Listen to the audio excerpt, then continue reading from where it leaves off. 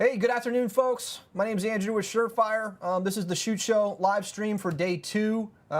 Just to give you a quick rundown, if you weren't with us yesterday for day 1, I'll give you a quick overview of the plan.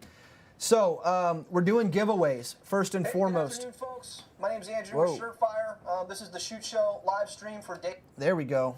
See, this is live, and that's how you know it's live, is you have things like that happen. I'm monitoring the comments, by the way. Yesterday, there was a bunch of people wanting some more engagement, so I'm going to try and stay on top of that, as seen by that audio being redundant. But anyways, we're doing some giveaways. To sign up for the giveaway, we're going to be doing 3 X300s, 3 Scout Light Pros, 3 Stiletto Pros, and 3 War Comps today. So sign up.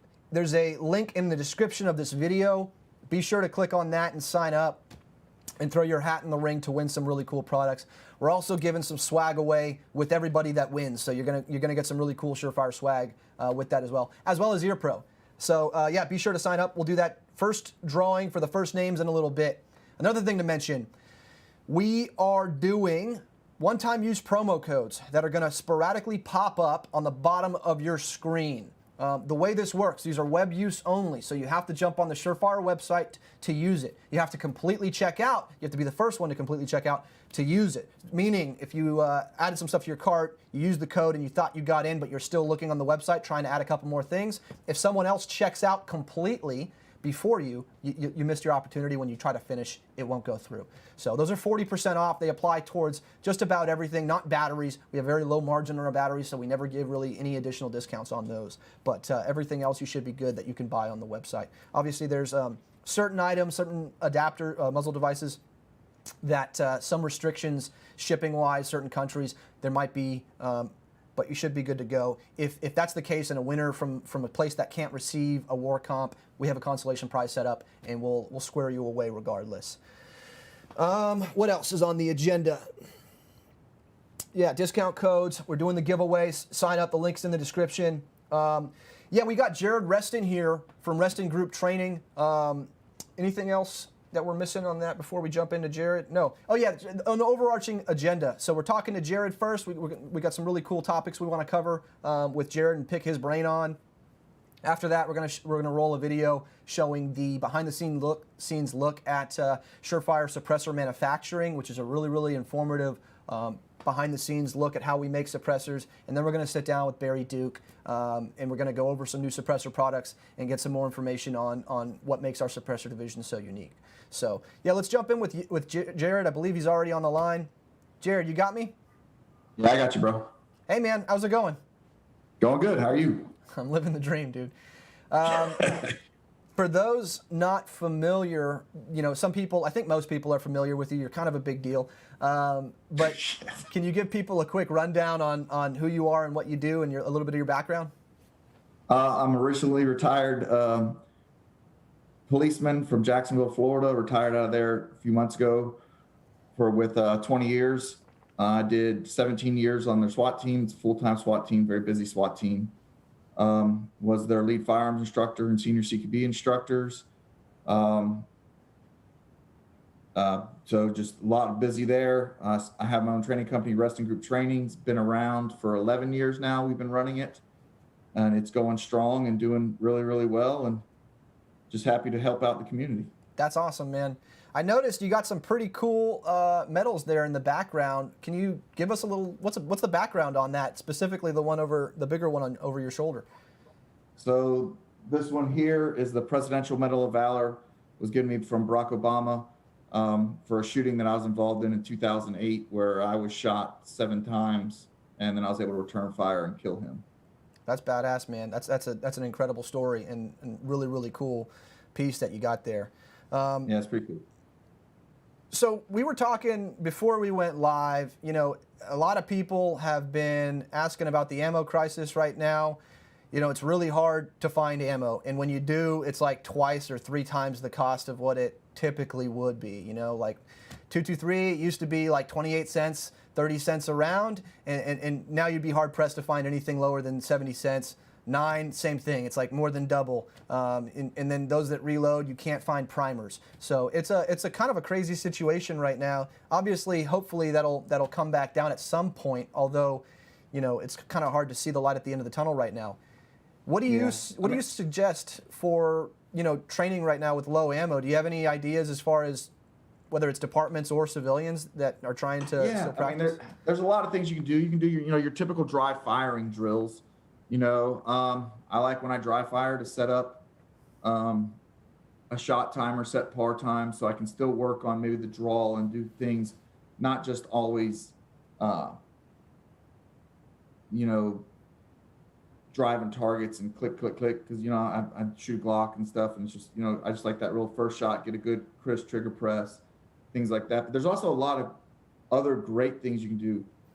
As a policeman or whatever, or a SWAT team, dry runs are always, getting that footwork down, working doors, working problems. Because a lot of times people think like the dry fire is the best, but shooting is only a part of fixing the problem. It's just a problem that you have to fix. The answer is shooting them, right? But you have to get to that. And if you can get to it sooner, there's a lot of things.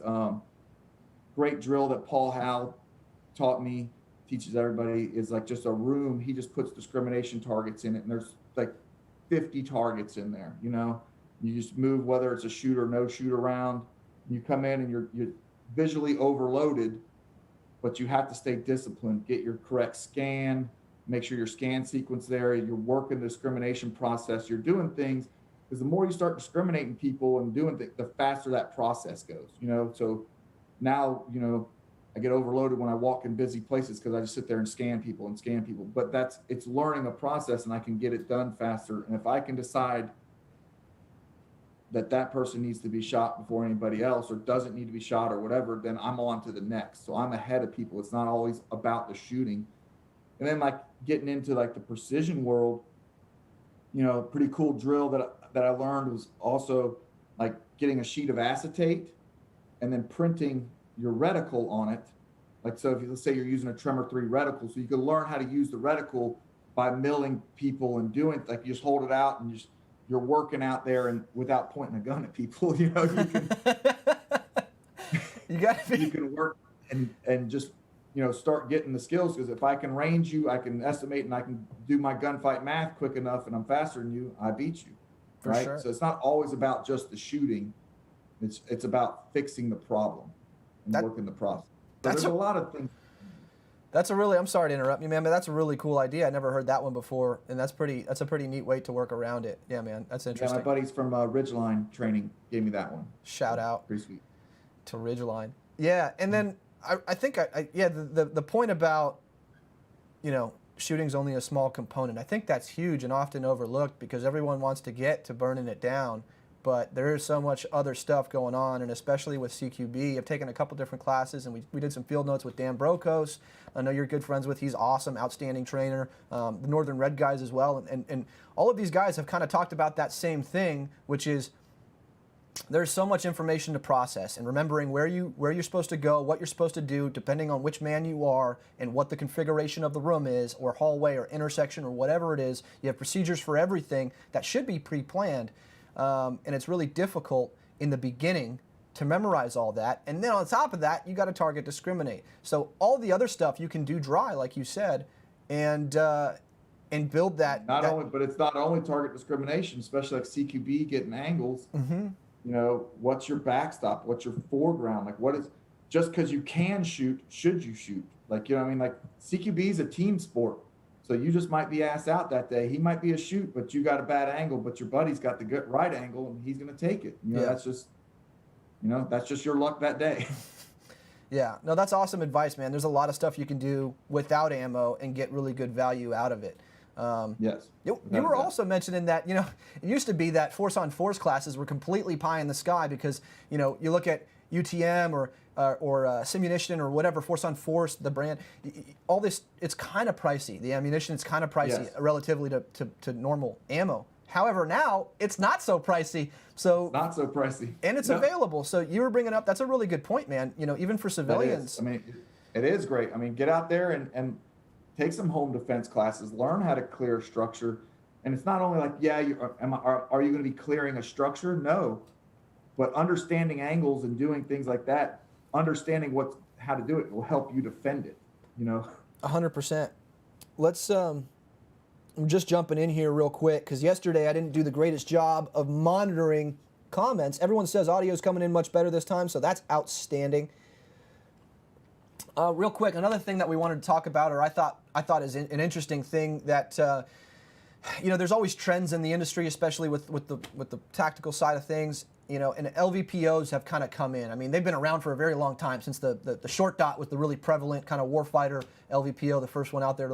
And then nowadays we have some outstanding options, the Vortex 1-6s, 1-10s. You have a bunch of different myriad of really good options. But you're still, for the most part, a red dot guy. Can you speak to why? I work in an urban environment, I have LPVOs, they're great. They have their pros and cons, and a lot of times doing CQB is my main mission.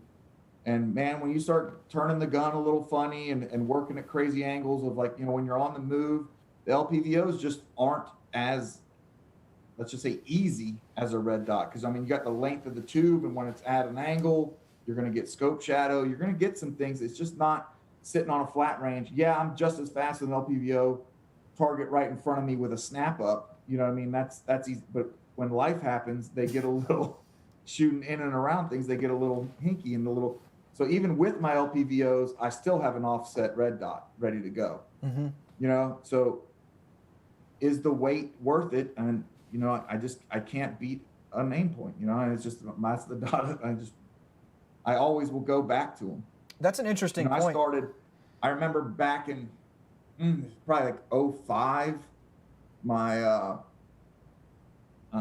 took a Kyle DeFore class, man, and I went with the ACOG with the Dr. Optic on top, man. I thought that I was, high speed, cat's ass. It was legit, man. It just, again, it's sitting in my closet right now.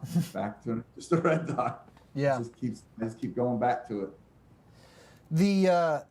The whole point about life happens, man, that's an interesting point, because I've seen those comparisons from competent shooters that you're talking about, where they compare split times, target-to-target transitions, even CQB runs with a low-power variable compared against a red dot, and they're seeing no deficiency in the close-in performance, which is the biggest question mark, right? Hey, man, are we able to be as good as we can be with a red dot close-in? And typically the answer that everyone says is yes. If you train it, you can be. Vortex 1-6 has a huge eye box, super forgiving, all that. But like you said, once you start stepping into non-standard stuff, tripping, urban prones under cars, whatever it may be, you're right. You know what I mean? That tube, it is much easier to consistently be fast in awkward, weird positions with a red dot. Right. But yeah, man, I don't know. I don't know the answer. I have guns for both, but it's. I have guns for both too. And again, let's just say, hey, Jared, you're deploying that, or you're going to the border, you're doing whatever. I'm running LPVO because I need that distance. I need to be looking, in shadows with camouflage, and things like that, where I can look through that and find it. And that would far outweigh the red dot but for what I do, the red dot is king. Gotcha. No, I think it's all super valid points. One guy had asked, or girl, as far as dry fire practice, this is probably what we were originally talking about. What gun is good for it? Is it bad to dry fire the gun? I mean, as far as Glocks go, it shouldn't be an issue, right? You want to speak a little bit to that? Is it bad to dry fire a gun? I dry fire the shit out of them. I mean, is it bad for them? Maybe, probably, but it's good for you, and the guns are replaceable. You're not. Yeah. So keep working it. Even with 2011 style pistols, I mean, I dry fire my 2011 style pistol. I mean, once you start really entering into a dry fire training regiment, you will watch your shooting it'll skyrocket. Yeah. And I mean, that training is invaluable, and parts are whether it's a striker assembly, springs, whatever it needs to be, it's kind of minute in the grand scheme of things, right, compared to the value that you're getting out of it. So, yeah. Someone said, please show me one gun who's busted from dry fire. I'm sure it's out there, man. I'm definitely sure. Yeah, I don't know, but it was probably going to bust from live fire too, though. Mm-hmm. So here's a question that's interesting, and this is kind of on par with one of the things that we were going to talk about anyways. It says home defense pistol, night sights and light, just white light? What's the configuration? So what do you prefer? First of all, what's your home defense gun, your go-to bump in the night gun? And then what do you think about night sights, or what's the optic setup? So my bump in the night gun is a Hodge Defense AR-15, but my go-to pistols, all of them have lights on them. Either the Glock 19 MOS or a 45, Glock 45 with lights and night sights. Definitely. I black out my rear sight, so my rear sight's totally blacked out.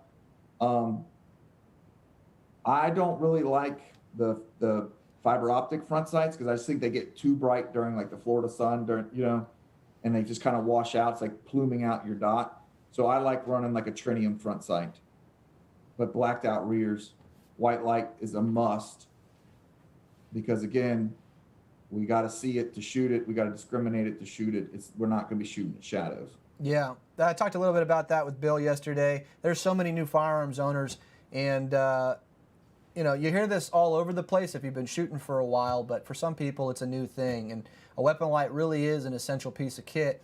You can't shoot what you can't discriminate, whether it's a kid, sneaking out or sneaking back in at night, or it's an actual robber. You need to be able to distinguish what's going man, on. It might not even be your kid sneaking in and out, man. If you live like in apartment complexes and stuff like that, you'd be surprised how many people are like drunk or whatever, but they walk into the wrong apartment. You know what I mean? They're eating your fridge. Yes, they're breaking and entering, but that's not the person you want to shoot, man. Right. You know what I mean? That's just a dude in your house, Yeah. It's like, you got to really sit there and look at things. Would you probably be all right legally if you shot that guy? Probably, but it's still, that's not what you're going to be. Morally, you don't want that guy. No. That's a really good point. Really good point. And then, do you mess around with red dots on pistols yet? I mean, we talked about night sight, so just while we're on the topic, do you mess around with red dots on the pistols yet? Oh yeah. I mean, it's some people say it's the future. It's the now. I mean, you gotta have them. Not gotta have them, but they are. The benefits of them are the same as a red dot on a rifle.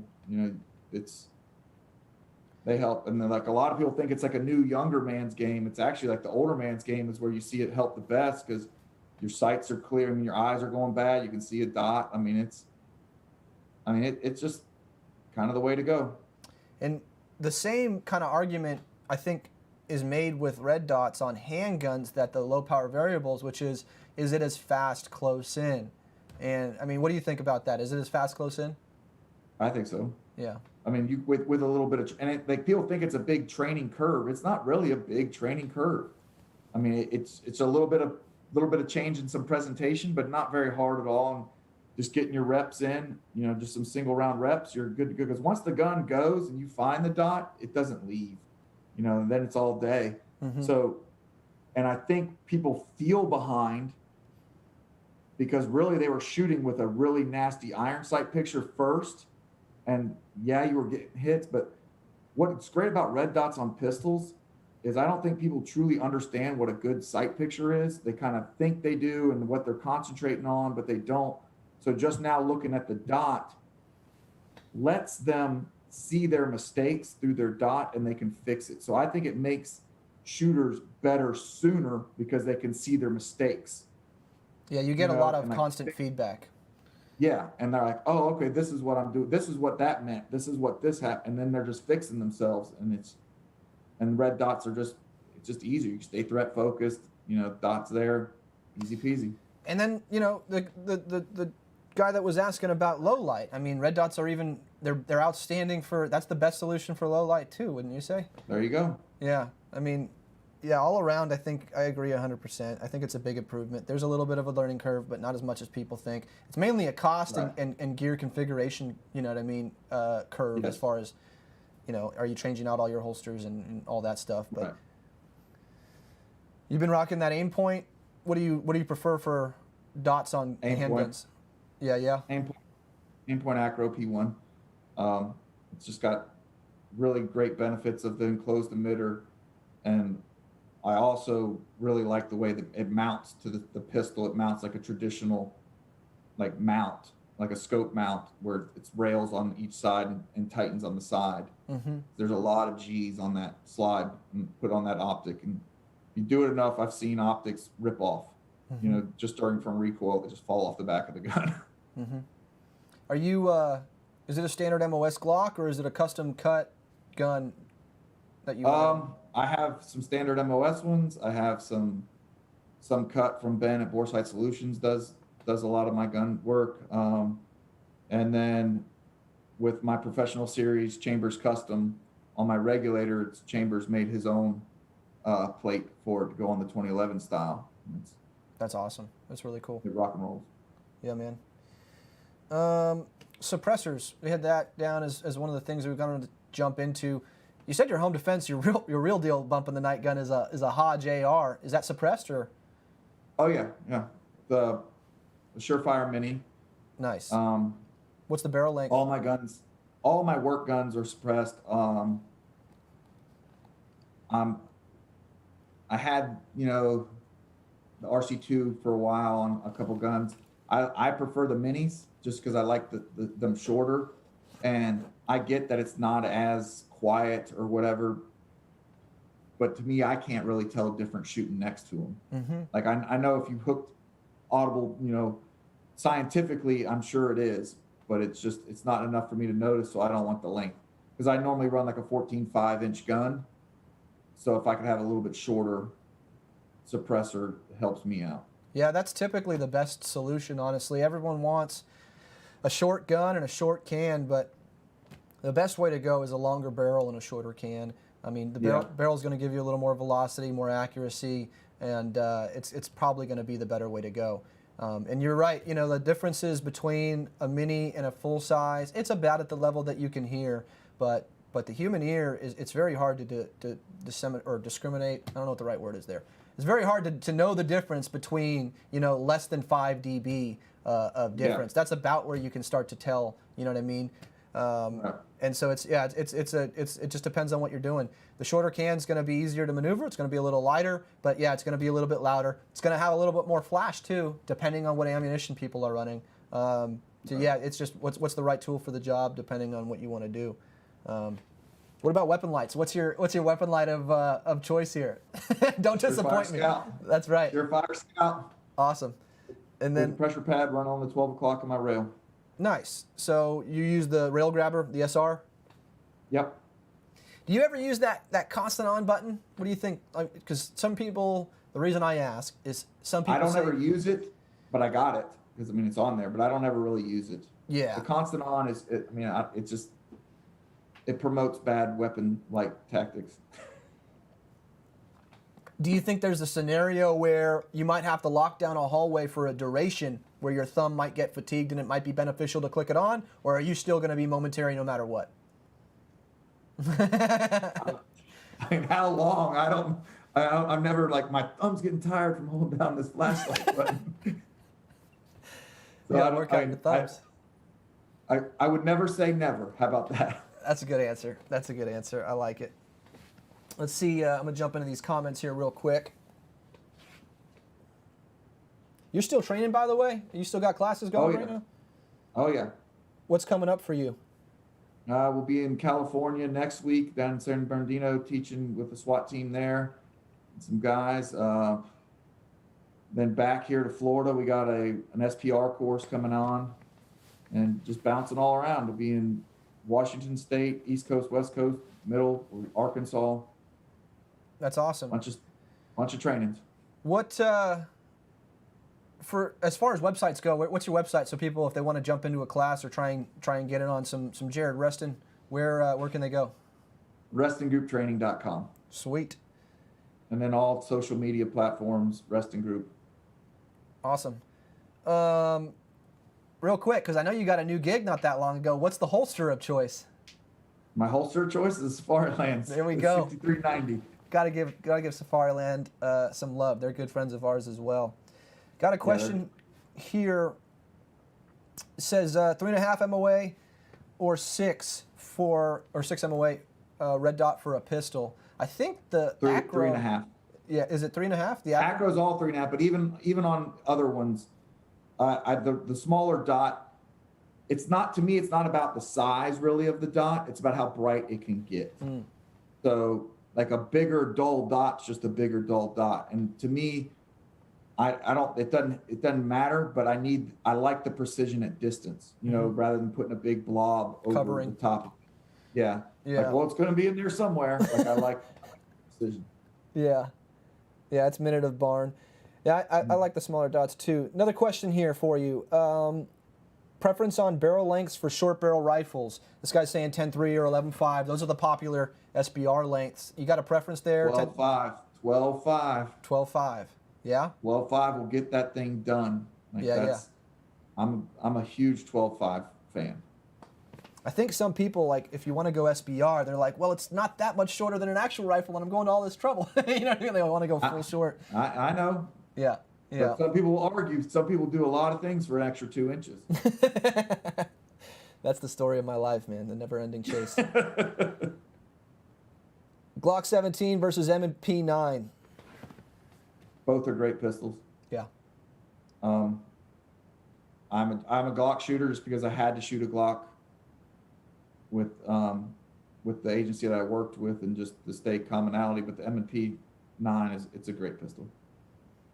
I've been switching back and forth myself. I noticed that I've been shooting a little bit more USPSA, and I noticed that with the M&P, I can reload it consistently faster without practicing. You know what I mean? Not that that's a good thing, but if I'm not staying up on dry fire, I can just kind of go back to that gun and slap mags in it. And I think I've talked to Barry about this. That magazine, being that it's like a steel mag and it has that drastic taper at the top of it, it's kind of like a reverse magwell. So the division that I'm in, I can't have a magwell on the gun. And therefore, that little advantage I find, especially when moving and loading, is like, it's kind of significant.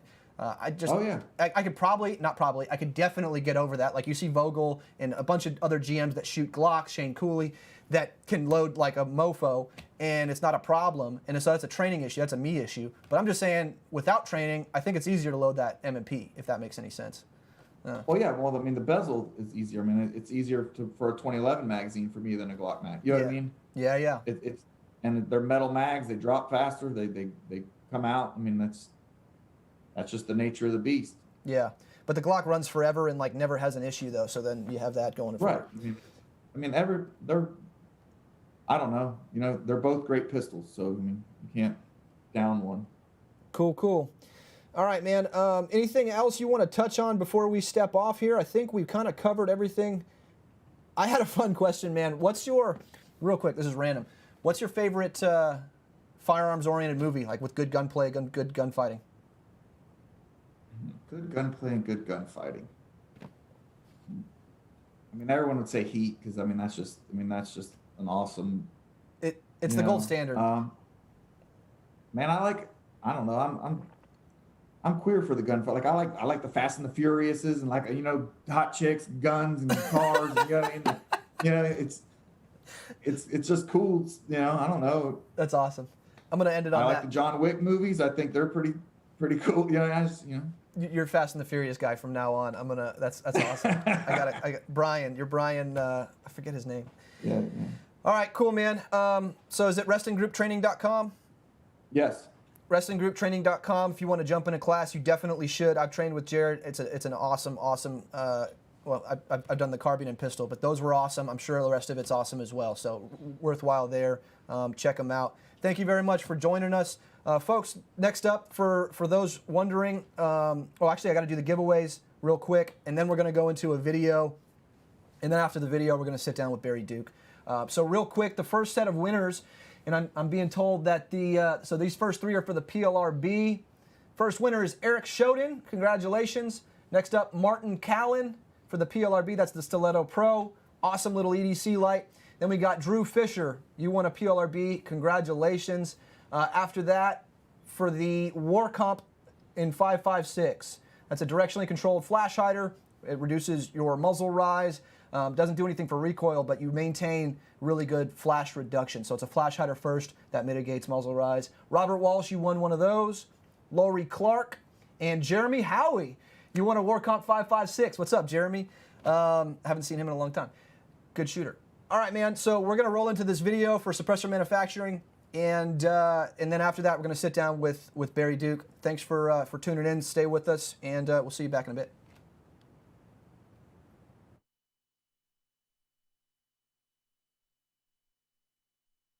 Hi, I'm Barry Duke, Vice President of Suppressors and Weapons at SureFire.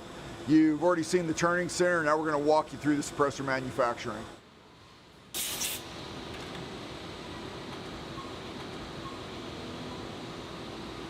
So all the parts laser welded. Even in this case, we got our different adapters coming out. They're precision clean.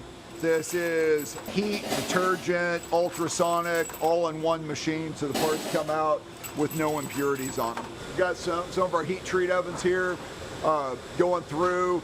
We try to do everything in-house so we can control the quality and give you the best possible part. The adapters, when they're going through deburr, we've automated the deburr with a computer-controlled unit. That gives us consistent parts quality coming out of the machine every time. Next up is the welding of the suppressor inner core.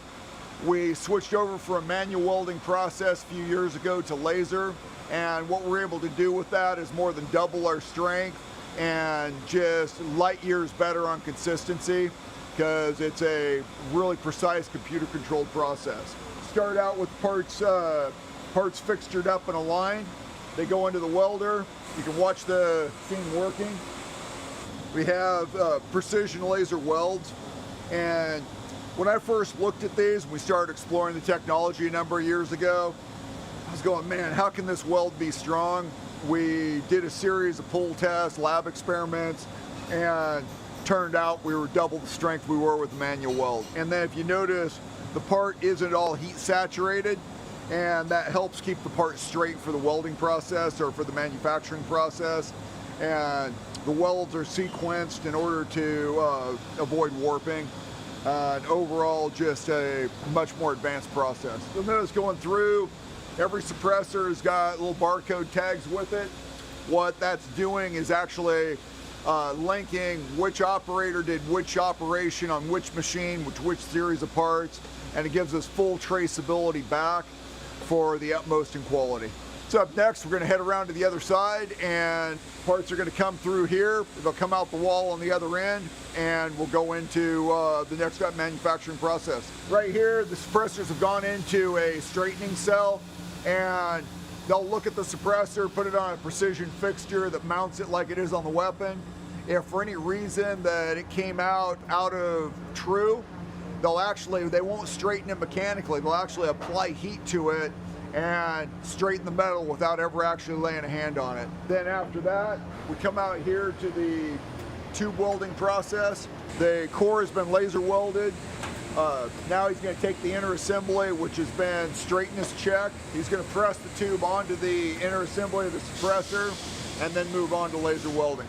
So here, the outer tube's getting laser welded on at the front and the rear of the tube. So the one suppressor will be the prior suppressor is allowed to cool. That's where he just switched out to a different suppressor, and he's going to recheck straightness, all focused on the bore of the suppressor, mounted the same way it is when it goes on the weapon. Next, we're going to go into the EDM machining process. These suppressors, even after these two welds, and point out again, there's not heat discoloration on this because the lasers are so effective. They put heat only where it's needed.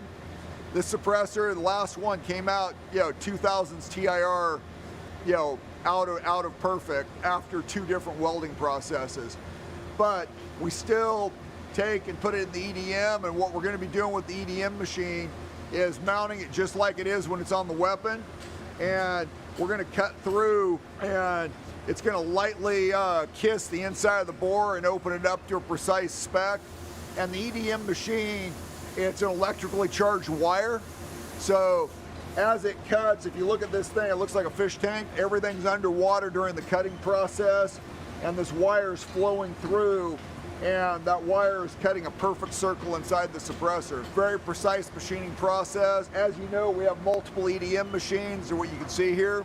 That's because anytime we have a slower operation, we double it or triple it in order to keep the line flowing in a consistent pattern. Up next is our paint robot.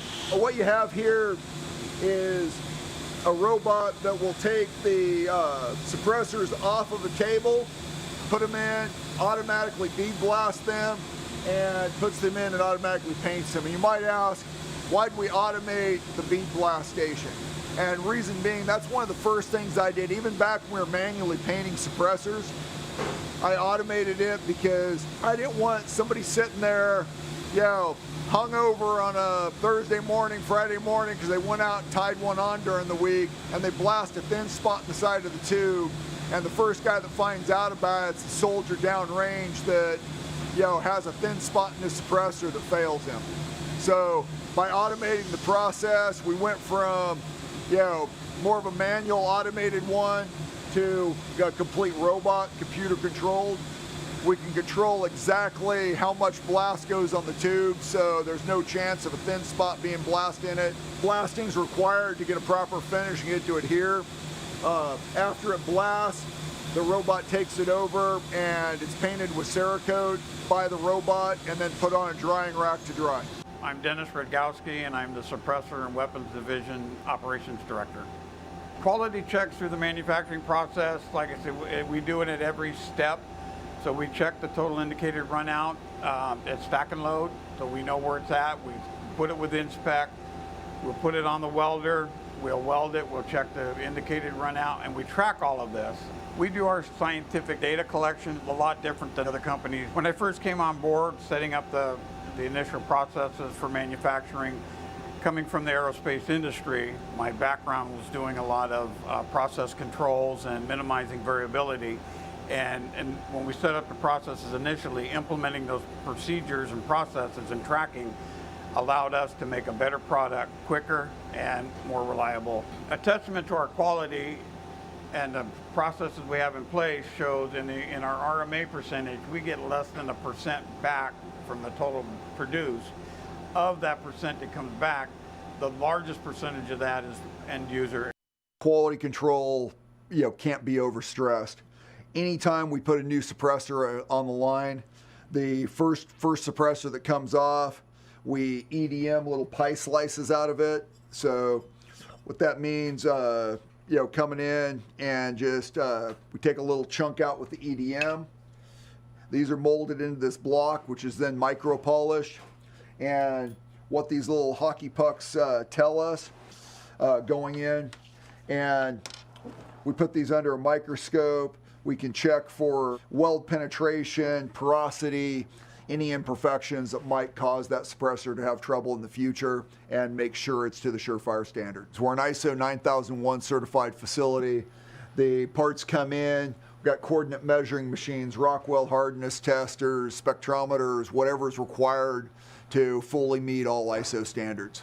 You've seen our index machines. We also have Swiss machines for certain parts, and in some cases, it's when we're in a back-ordered status right now, we're putting every machine we can on making these parts. So right now in this Swiss, we're actually running war comps to supplement the parts coming out of the turning center.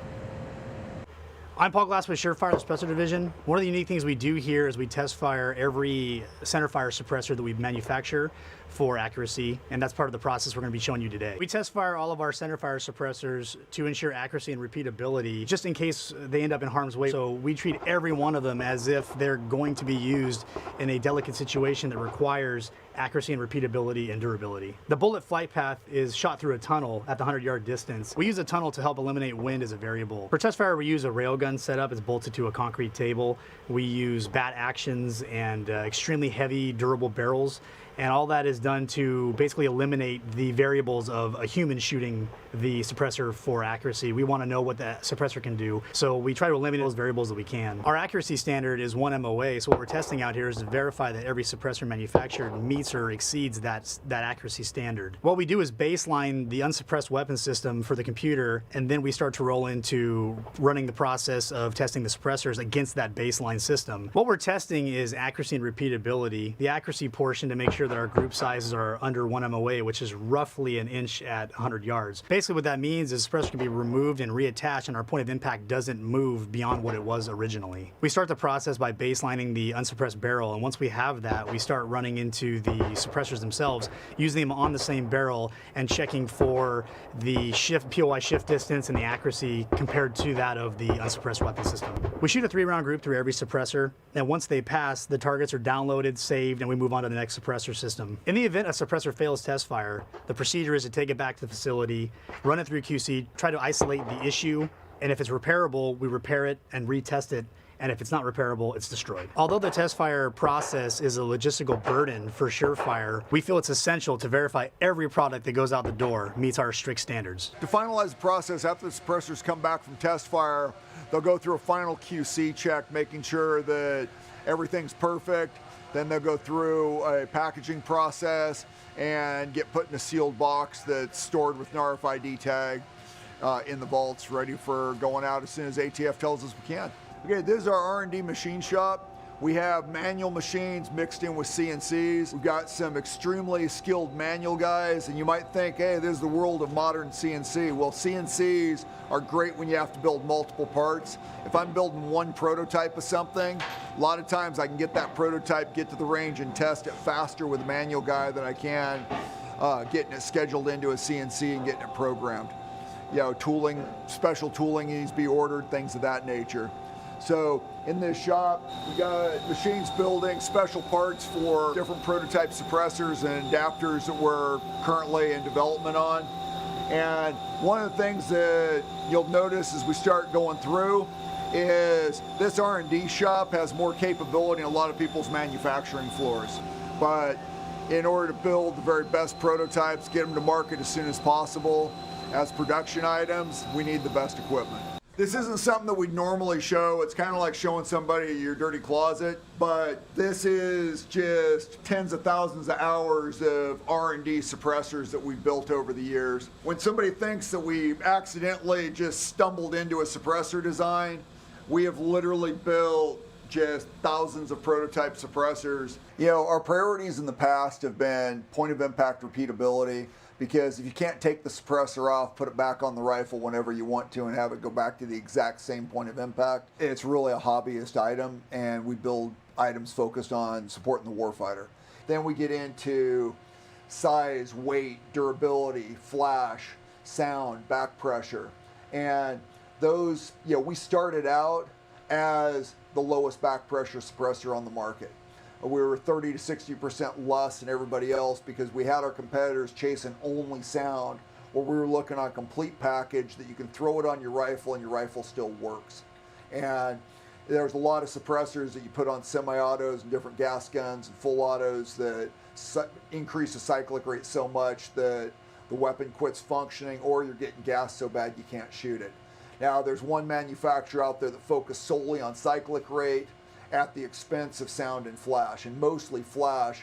We were out, you get a suppressor hot. We had one of the competitors out recently at round 16 of shooting 2 rounds a second. It started having a big old flame out the front. Well, that big old flame draws fire. Where I see ourselves going in the future is to retain our sound, flash, size, weight, durability, performance, and also eliminate back pressure.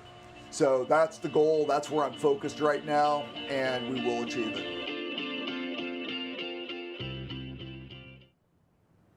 Hey folks, welcome back. Hopefully you enjoyed that video, look behind the scenes on the suppressor division manufacturing side.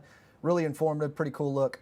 Real quick, just to recap, there's been some comments asking about the giveaways and how we're doing it. There's a link in the YouTube description, so go ahead, click on that link, fill out your information, and you'll be entered. We're giving away, next up on this episode, we're giving away X300 Ultras and Scout Light Pros, 3 each, so a lot of winners. And the same thing for tomorrow, so be sure to tune in for the live feed. Tomorrow we're giving away more product as well.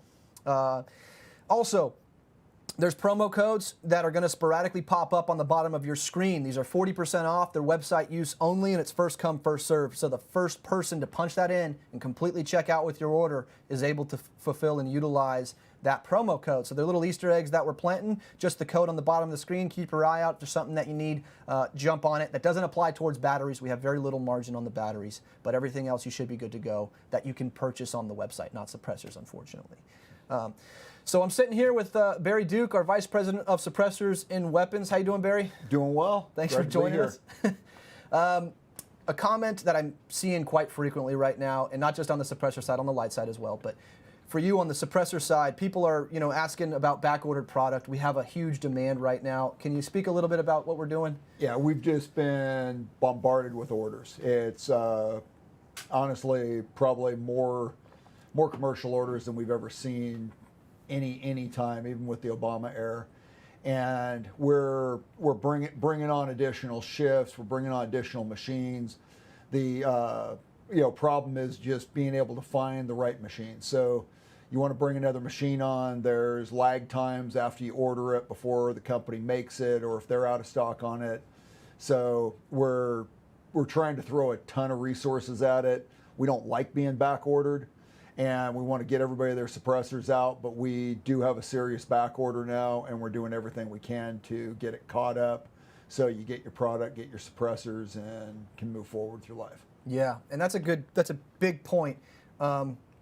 A lot of times I see questions like, hey, when are you going to make more war comps, or when are you going to make more suppressors? And we're cranking them out all the time. It's just that the backlog is so huge that we're trying to work our way up and catch back up, right? Oh, we're getting faster and faster. I brought on a couple of new Swiss machines.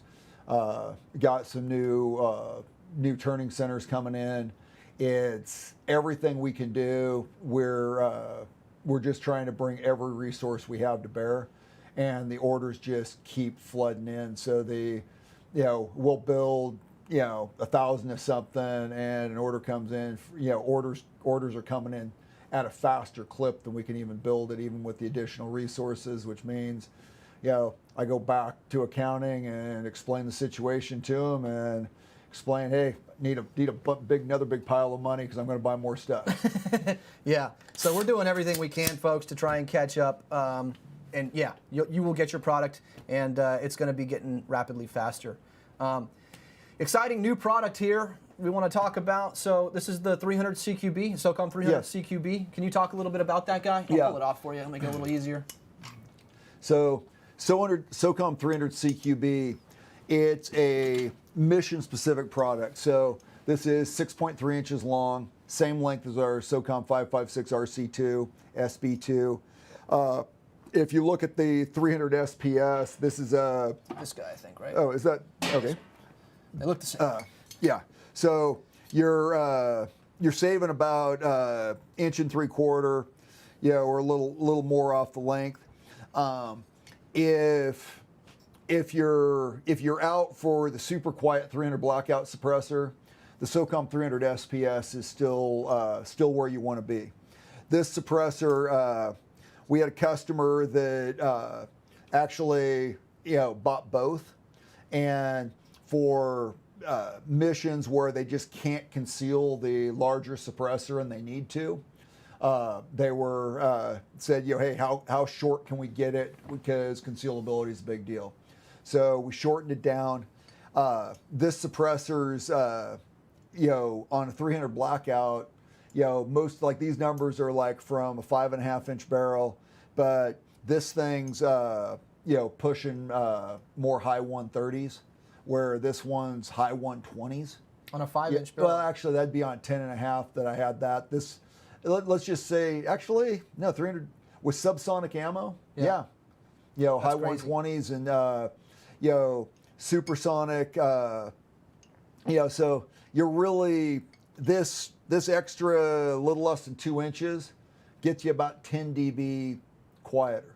But if I can't do my mission with it because it's longer, so that's where we got customers that are in need of both. And I figured it was the second military government customer that come to me that literally needed both suppressors. If they're out for sound, and stealth, they use 300 SPS. If they're we're in a situation where they just have to conceal that gun and make it more portable, that's where the 300 CQB comes in. Real quick, let's step back, and I might have been better off starting with the 300 SPS. But for those not familiar, can you give a quick rundown on what the 300 SPS is built for, and about the design parameters for it? Yeah, the SOCOM 300 SPS was optimized around a 10.5-inch barrel, 300 blackout.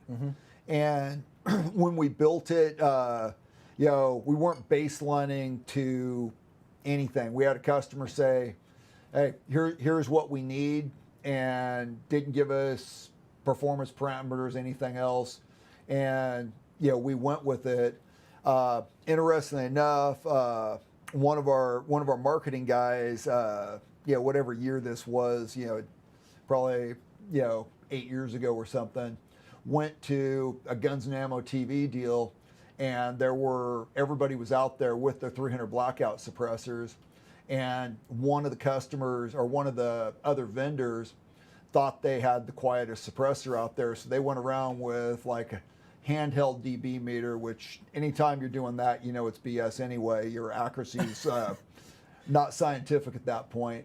But they were going around, it was on TV, and they were going manufacturer, and all of a sudden they got to, our marketing guy, shoots it, and they get in a big huddle around their dB meter, and it's like, oh man, this thing's quieter than ours. It didn't go the way we planned. So it was the quietest suppressor tested. 2 years ago, we got together, we bought 8 762 suppressors that were considered relevant in the marketplace, just to kind of set a barometer of, sound, flash, back pressure testing. And we went through, and the quietest suppressor tested was our SOCOM 338 tie mounted on 762. Our second quietest suppressor was the SOCOM 300 SPS, and then the other suppressors filtered in behind it. But out of the eight suppressors that our sales and marketing guys thought were the most relevant to benchline against, this suppressor was actually quieter than any of them. That's incredible. Now, what we found, like I was saying, this is designed around the 300 blackout, and it just so happened we start putting it on 7.62s, we start putting it on 6.5 Creedmoors and 300 Win Mags and things of that nature, and it was actually super quiet on all of them. Now, some people might be asking, it's like, well, if this thing's so quiet, why do you still build like the 7.62 RC2? And reason for that, this is an assault rifle suppressor on 300 blackout. When you put it on a 7.62 gas gun, the back pressure, it's about the same, honestly, back pressure wise, as most of the stuff in the industry on the civilian side. But with our 7.62 RC2, that was actually a balanced suppressor. It was designed originally, the host of that, the 7.62K, was designed for a 14.5-inch gas gun for the military. And back pressure was a big issue, so we needed to get flash reduction, sound reduction, as well as not have so much back pressure it's gassing you. So if I put a 7.62 RC2 and a 300 SPS on a semi-auto rifle, I'm going to see a noticeable difference in cyclic rate increase, things like that, with the 300 SPS over the other one. Doesn't mean you can't do it. There's people that have 2-position gas blocks and other things that minimize it. It's just for what we were looking at. We really felt that our 7.62 RC2 and RC is a better fit for a gas gun. Now that said, it won the SOCOM contract for the Mark 13 300 Win Mag sniper rifle, so it beat out the other 300 Win Mag suppressors for that contract. And then we get into the SOCOM 300 CQB. This also for the SPS is 20-ounce suppressor, 7.9 inches long. This is a 17-ounce suppressor that's 6.2, 6.3 inches long. Kind of depends on whether you have the lock ring open or closed when you measure it. That difference. But it's also a decent, if you're putting it on a hunting rifle, it's going to be decent for that too, because you're not getting quite the same weight. You start getting out with, let's say you have a 24-inch barrel and now you hang a suppressor, and being these go over the adapter, you're not hanging the entire length on the end of the gun. Yeah. But it's still, you know, I've been looking at just for a good hunting rifle suppressor, doing something that's, you know, a little lighter, a little more optimized for hunting. Well, that ties right into the next, and I'm just kind of trying to show when mounted the difference on the 300 CQB. So same overall design as the SOCOM 300 SPS, but just a little bit shorter. You're just going to sacrifice a little bit of sound. Flash with the subsonic is not really a concern, is it? Subsonic flash isn't a concern. Supersonic, which we did a lot of testing supersonic-wise, there's a tiny bit more flash out of the short one, but it wasn't objectionable flash. And this, like most of our suppressors, there's been a military end user somewhere in the food chain that's really guided, you know, when we're there. Yeah. So with this, it was, you know, tweak on it till it meets their requirements, and then get it built, get it out to them so they can use it to fulfill their mission. That's awesome. I mean, people have been, you know, really thrilled with the performance of the SOCOM 300 SPS, but the only complaint has usually been length, and so I think this will do really well, and people will be excited about it, just because, like you said, you know, there's a little bit of compromise in sound, but it's still an awesome performing can, and a lot shorter and a little bit lighter. So it just depends what you're doing with it. Exactly. Some people have been asking, and this is relevant because we were going to talk about it next anyways, the titanium suppressors. So you want to talk a little bit about, we have the SOCOM, as I'm dropping don't throw them at me, the SOCOM 7.62 tie and 6.5 tie, right? Yes. Yeah. So these are actually same length as 300 SPS. It's similar baffle technology, but slightly tweaked because 300 SPS was optimized around 300 blackout. This is optimized around 7.62 by 51 and 6.5 Creedmoor. But the suppressors, these are 11 ounces. Wow. So, I mean, 300 SPS, 20, 11. That's crazy. These also actually, the 30 cal actually does still work really good on a 300 blackout. Just depends on what you're after, what you're doing. Not going to get any sparks off a 300 black? 300 blackout, I've never had much spark issue. You get the super high velocity gases, and you can have some sparks head out the front of the suppressor. We're using machine titanium baffles, which seem to be better for sparks. We've seen some other manufacturer stuff that was using metal injection molded titanium baffles that seem to spark quite a bit more. Sure. And it looks like a little 4th of July sparkler coming out the front. If you're hunting with it, the elk doesn't care. If you're, you know, using it for real life patrol use, duty use, sniper use, probably don't want sparks heading out the front of your suppressor. Sure. But these are, I mean, the 6.5 is just ungodly quiet. We're shooting some 147 Hornady 6.5 Creedmoor in a 22-inch bolt action, and it was at 128 dB. Wow. So just stupid quiet. And that's measured at the shooter's ear. Wow. And this, the 7.62 is within a couple of dB of the same. It's really quiet. Now, why 7.62 or 6.5 on a 6.5 gun is we've got some of our military customers that run the SOCOM 7.62 RCs on 6.5 Creedmoors. It's really an awesome combination. It's not, the 6.5's just really suppressible to begin with, even with a much larger bore for that can fit a 7.62. The suppressor just stays quiet. So we've had really good luck with that, and it gives you more clearance around your bullet. Sure. So it's really you know, completely optimized for 6.5. Go with the 6.5 suppressor. A more jack of all trades. You're not losing very much with a 7.62 suppressor on a 6.5 Creedmoor or 260 or whatever you're shooting. And with the 6 Creedmoors and stuff, they're right at home in the 6.5 tie.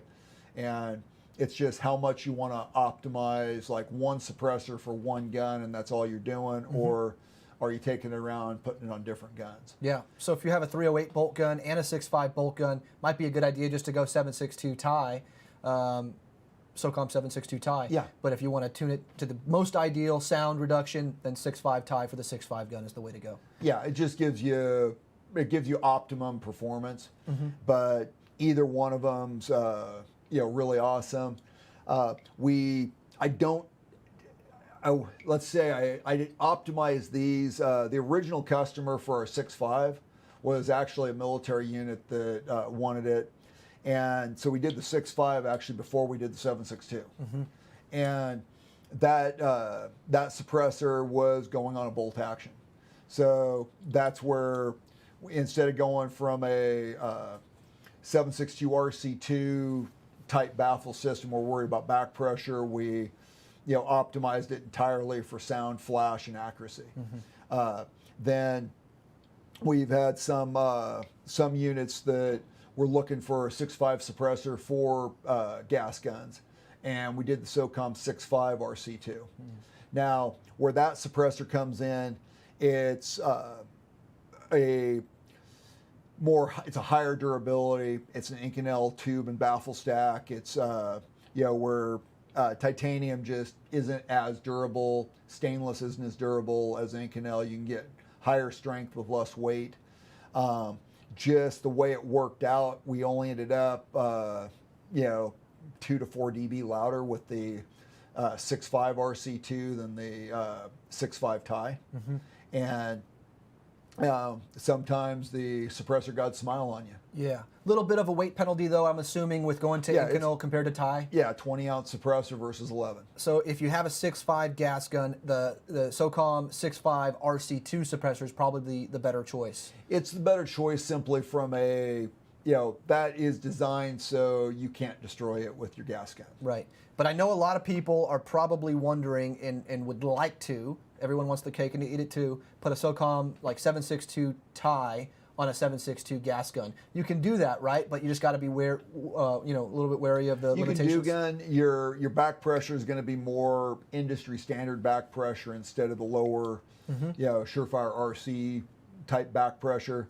But the only thing I'd recommend, or I'd say, is I was doing durability testing when we were testing those eight different manufacturers, competitors, suppressors.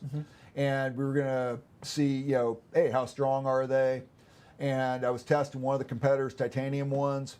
And, we were doing the same thing with ours, but we were really beating them hard and trying to reach a fail point so we could go, okay, hey, we were here, they were 50% of what we were, and look at it, hey, do we need to be this durable, or are we right? Well, the suppressor came apart, it spit titanium parts all over my range and started like 10 different fires. And we're running around there with ammo cans and shovels and anything we get our hands on. And luckily we didn't burn down the state, but it was a hectic 20, 30 minutes because we got it out before the fire department got there. But never again do I test a titanium suppressor for durability if there's with fire anything risk. Flammable around. Right. That's a good call. That's a funny story. Someone is asking a question here. Are shorter suppressors harder on internals of a DI AR versus longer suppressors? It depends on the suppressor design.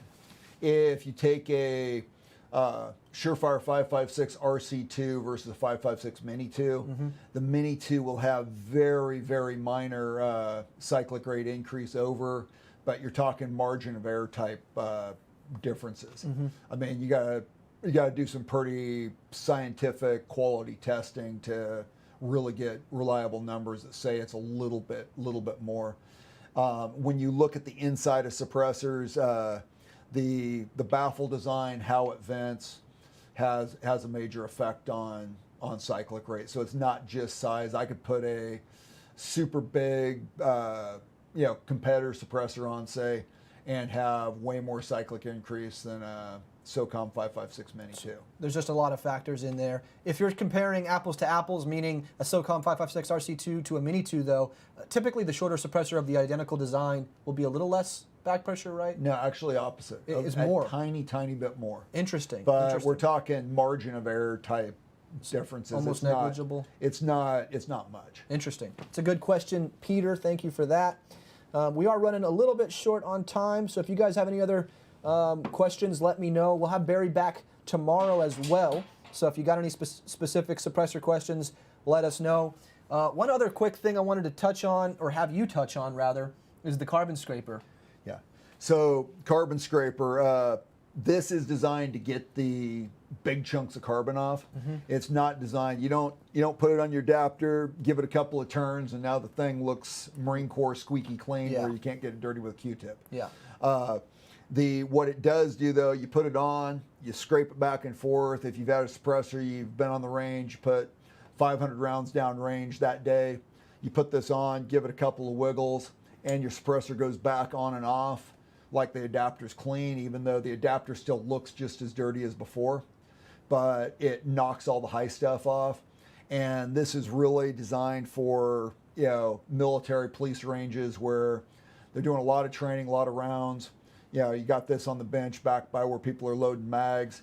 Their suppressor gets cool enough. I always recommend, hey, if you're training, go back. Hey, you're jamming mags up, waiting for your turn to go back up. If your suppressor's cool enough, take it off, put it back on. What that does, it breaks the carbon seal. If you shoot all day long and you never break that carbon seal, at the end of the day, the suppressor, you're going to be playing with it a while to get that carbon seal broke to get it off. If you also have one of these and you give it a quick turn, it just means that everything stays, nice and Sweet. nice and changeable, easy. It's like a field maintenance tool, not going to get it white glove clean, but does a really good job of being able to mount and take the suppressor off easy. It's just a tool to make life easier for the operator. Is there different models? I think there's a 556 and a 762 for the adapters. Yes, they're different because our adapters, we've made it to where like you could take a 762 suppressor, put it on your 556 adapter, but you can't take the 556 and put it on your 762. And this would be also true for 6.5. So you put the 762 on the 6.5 or the 556, but you can't take the 6.5, you can't put on the 762. And we did that by taking the back of the adapter and just making it ever so slightly bigger. You can't even really see it with the eye, but we're 5/10 thou bigger on the different sizes. And we did that just trying to make it idiot proof so a guy wouldn't stick the wrong suppressor on the wrong gun because he's putting his kit together and it's dark out or something like that. Yeah, that'd be a very bad day. Awesome. I think that covers just about everything we wanted to go through today as far as the new products go. We'll talk even more in-depth suppressor stuff tomorrow, but thank you very much for joining us today. Folks, for those that aren't aware, we're doing another live stream tomorrow. We're showing some more never-before-seen behind-the-scenes content. Basically, it's a range demo that we usually do at SHOT Show for some specific customers. Shoot a lot of cool different guns. You get to see basically the full line of suppressors and adapters live fire. It's a really, really cool video we're going to show tomorrow. Before that, we're talking with Matt Pranka from X-Ray Alpha, super knowledgeable GM, a lot of military experience at the highest level, and we're going to talk about a lot of cool stuff tomorrow. Also doing more giveaways. Before we go, we're going to do the last set of giveaways, and so these first three are for X300 Ultras. First winner is David Locovici. I'm a little bit Italian, so hopefully I nailed that last name. Michael Woods, X300 Ultra as well. Congratulations. Also, all you guys are getting a swag pack. You're getting SureFire Ear Pro.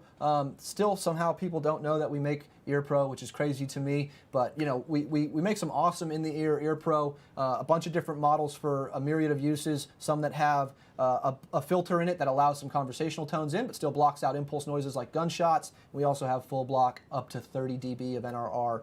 Anyways, all of you guys that are winners are going to get a set of Ear Pro as well as a swag pack with some stickers and patches and other things like that. Miles Sims, X300 Ultra for you. Congratulations. Next up, we have the Scout Light Pros. These are M640 Ultras. John Gushkin, I'm slaughtering that last name. I apologize, sir. But John Gushikin. And you guys are going to get emails from us directly to get your shipping information and make sure everything is squared away there. Congratulations, John, Daniel Escobedo, and then Jed Primero. You guys have won M600 or M640 Ultras, the new Scout Pros, which are awesome long gun weapon lights. Hope you guys enjoyed today. We're doing another live stream. Tomorrow's the last day. Be sure to tune in. Those links will be up shortly. And yeah, thank you very much for joining us, folks. You guys have a good one. Great.